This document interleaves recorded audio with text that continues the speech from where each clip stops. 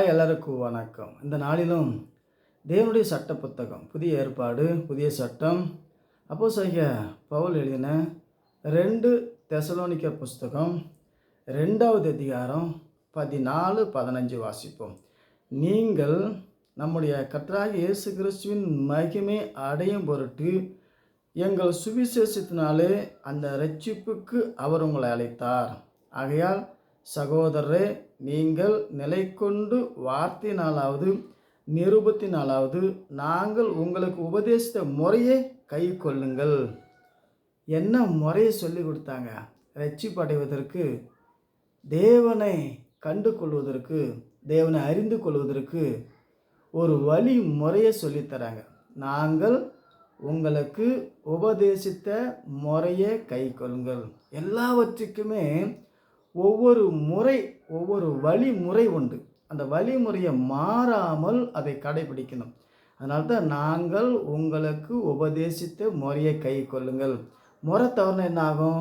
வழி தவறிவிடும். ஆகவே ஒவ்வொரு காரியத்தையும் நேர்த்தியாய், செம்மையாய், முறையாய், வழியாய் செஞ்சு பழகணும். ஆகவே இன்னும் கூட அதே 2 தெசலோனிக்கர் 3வது அதிகாரம் 6வது வசனத்தில், மேலும் சகோதரே, எங்களிடத்தில் ஏற்றுக்கொண்ட முறைமையின்படி நடவாமல் ஒழுங்கற்று நடக்கிற எந்த சகோதரன் நீங்கள் விட்டு விலக வேண்டும் என்று நம்முடைய கர்த்தராகிய இயேசு கிறிஸ்துவின் நாமத்திலே உங்களுக்கு கட்டளை இடுகிறேன்.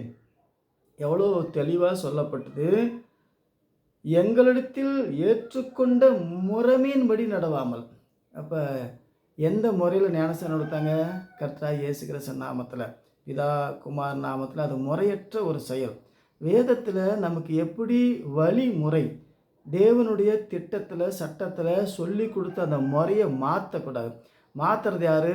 பிசாசு, சாத்தான், அந்திகிறிஸ்து ஆவி, கல்லாவி, பொய்யான ஆவி, இப்படி பல ஆவியும் முறையற்ற செயலை செஞ்சுக்கிட்டு நாங்களும் கிறிஸ்தவர்கள் என்று சொல்கிறார்கள். ஆகவே பிதா குமார் நாமத்தில் ஞானஸ்தானம் முறையற்றது, அது வரையற்றது, அது வகையற்றது. ஆகவே அதை புரிஞ்சுக்கணும்.